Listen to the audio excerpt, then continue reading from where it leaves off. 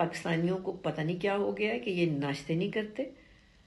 नाश्ता maximum immunity देता है, नाश्ता मैक्सिमम ब्लड सर्कुलेशन को अच्छा रखता है, नाश्ता माइक्रोबायोम को फीड करता है। क्यों? क्योंकि आपकी बॉडी जो है वो एक रिदम फॉलो करती है। मेरे पास आने वाले सारे पेशेंट्स इन टर्मिनोलॉजी से बड़ी अच्छी तरह वाकिफ़ हैं कि आपकी बॉडी को अल्लाह ने बना के जब भेजा इस दुनिया में तो उसके निज़ाम को सूरज निकलने और सूरज डूबने के साथ कनेक्ट कर दिया। तो सुबह 9 बजे से पहले आपको नाश्ता करना है। अगर आप सुबह 9 बजे से पहले नाश्ता नहीं करते हैं तो चाहे आप जितनी मर्जी ताकतवर और सेहतमंद खुराक खाएंगे, उसकी तवानाई या उसकी एब्जॉर्प्शन आपको 50 से 60% मिलेगी। जितना आप 9 बजे से आगे निकलते चले जाएंगे खुराक लेने में, उतनी आपकी इम्यूनिटी कमज़ोर होगी, उतनी आप में लेथार्जी होगी, उतनी आप फियर का शिकार होंगे, उतना आपकी सर्कुलेशन इफेक्ट होगी, उतना आपका माइक्रोबायोम वीक होगा। तो कोशिश कीजिए कि अर्ली नाश्ते करने की आदत डालिए। लेकिन हो क्या रहा है, जैसे ही छुट्टियां शुरू हुई हैं लोग समर हॉलीडेज के मूड में चले गए हैं। मरीज आके मुझे कह रहे हैं जी मैं तो जी बस जब से छुट्टियां हुई हैं 12 बजे उठ रहा हूँ, 1 बजे उठ रहा हूँ। तो आपका ख्याल है कि इन लोगों की इम्यूनिटी अच्छी होगी? कैसे ये क्लेम कर सकते हैं कि जी मैंने हाथ धो लिए हूँ तो मैं बच गया हूँ? बिल्कुल नहीं। सिर्फ हाथ धोने से आप नहीं बच जाएंगे, आपको अपनी पूरी बॉडी की केयर करनी पड़ेगी। फिर आप लोगों ने वो खाने नहीं खाने जो देर हजम है, क्योंकि पाकिस्तानी कौम डिसफंक्शनल लिवर का शिकार है।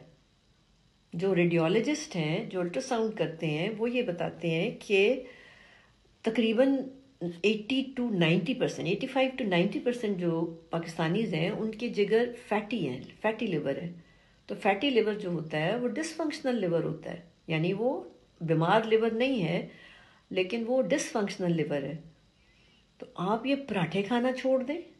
Paratha is very unhealthy food generally, और जब एक डिजीज़ फैली हो तो वैसे ही बहुत बुरी है, बहुत ही बुरा है। पराठा भूल जाएं। और एक और नया नशा मुझे जो पाकिस्तानियों का डिस्कवर हुआ है वो दूध पत्ती का है। यानी मुझे हम लोगों को चाय बनाना सिखानी पड़ रही है पाकिस्तानीज़ को। नहीं आपने पीनी वो चाय जिसमें दूध पत्ती के साथ पकता है। जब दूध पत्ती के साथ पकता है तो कोई ऐसा कॉम्प्लेक्स बनता है जो आपकी बॉडी को बीमार करता है, आपकी सर्कुलेशन अफेक्ट करता है, आपके लिम्फेटिक्स को अफेक्ट करता है।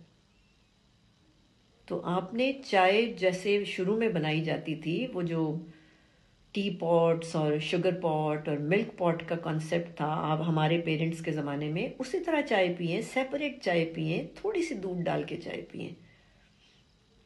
और नाश्तों में चपाती खाएं, चपाती खाएं, सालन खाएं, और जो आपने खाना है दही खाएं, जो आपको समझ आता है। लेकिन नाश्ता पेट भर के करें, 9 बजे से पहले करें, और चाय को नाश्ते से पहले पिएं। और अगर आप कोरोना के हिसाब से स्पेशली पूछना चाहते हैं तो मैं आपको ये बताऊंगी कि एक ब्लैक टी मैं दे रही हूँ सबको, और एडवाइस भी कर रही हूँ कि अपने नाश्तों से पहले चाय का कावा बनाएं, उसमें थोड़ी सी चीनी डालें, शक्कर नहीं मैंने कही, चीनी, और उसमें लेमन डालें। तो जैसे ही आप उसमें लेमन डालेंगे उसका रंग ब्लीच हो जाएगा, वो रेडिश कहवा बन जाएगा। तो उस कहवे को आप एम्प्टी स्टमक ले लें। तो ये आपके जो बॉडी की इंटरनल टेरेन होती है या इंटरनल एनवायरनमेंट होती है, उसकी पीएच को ऐसे बदलता है कि उसमें वायरस की ग्रोथ थोड़ी सी मुश्किल हो जाती है। तो ब्लैक टी विद लेमन सबसे आसान तरीन, सस्ती तरीन चीज़ है जो आप दिन में 3-4 दफ़ा पी सकते हैं, बट ऑलवेज बिफोर मील्स, खानों से पहले। खानों के बाद अगर आप चाहते हैं तो थोड़ी थोड़ी सी ग्रीन टी पिए, बस। इसके अलावा नाश्ते में आपकी कोई ख़ास एहतियात नहीं है। जो आप खाना चाहते हैं, रोटी के साथ दही खाना चाहते हैं दही खा लें, अंडा खाना चाहते हैं अंडा खा लें, सालन लें, चने खाएं, दाल खाएं, चटनी लेनी है चटनी ले लें, प्याज खाने हैं प्याज खा लें, अचार खाना है अचार खा लें, पराठा नहीं खाना सिर्फ। सो मेजरली पराठा जो है, सीरियल्स नहीं खाने।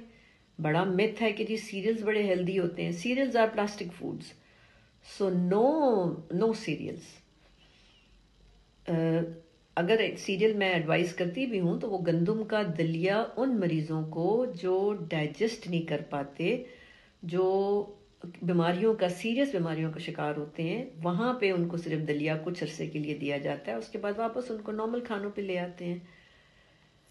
फिर इसके अलावा जो और जो चीज़ें आपको थोड़ा नुकसान दे सकती हैं वो ये है कि नाश्ता हैवी रखें, दोपहर का खाना हल्का रखें। आपके जिस्म को अल्लाह ने रोज़े के तरीके पे बनाया हुआ है। Very heavy breakfast, light lunch and good dinner, ये 2 मेजर मील्स हैं और दोपहर को आपने थोड़ा सा हल्का खाना है। अच्छा, इसके बाद दूध को इन हालात में जब डर हो किसी वायरस या चेस्ट इन्फेक्शन या थ्रोट इन्फेक्शंस का, तो दूध सेफ नहीं होता। तो बेहतर है कि आप दही इस्तेमाल करें, आप चीज़ इस्तेमाल करें, दूध की पकी हुई कोई मीठा इस्तेमाल कर लें हमेशा खानों से पहले, जो मैं रूल्स बताती हूँ। और लेकिन प्योर दूध पीना इतना सेफ नहीं होता, इस यानी प्रिवेलिंग जो भी कंडीशन है उसकी बात कर रही हूँ मैं।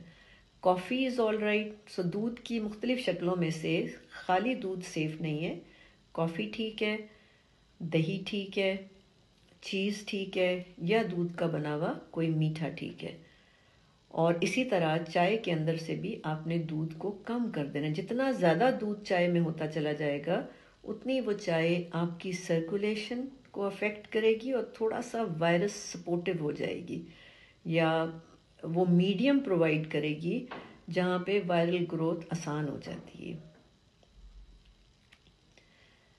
अच्छा, ये तो पानी का ध्यान रखना है कि आप लोगों ने पानी बिल्कुल अपने आप को प्रॉपरली हाइड्रेट करें। कोई 12 ग्लास ज़रूर पीने हैं और हमेशा कुछ भी खाने से पहले पी लें। कोई 5-10 मिनट पहले आप पानी पिएं ताकि आपकी बॉडी जो है वो फुली जो है वो अपने आप को पहले तो हाइड्रेट करे और क्लेंस करे, यानी आपको खोल के यूरिन आना चाहिए।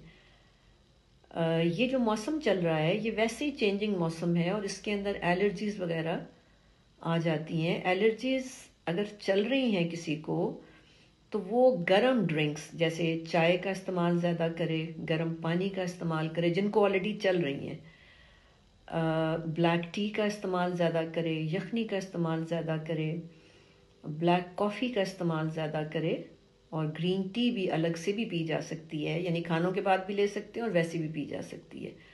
तो अगर आपको सीजनल एलर्जीज हुई हुई हैं तो वो आप उनको हैंडल करें इस वक्त, क्योंकि सीजनल एलर्जीज जो हैं वो हो सकता है कि वो बिकॉज इम्यूनिटी तो लो है ना, उसकी वजह से लो है तो वह बिगड़ सकती है।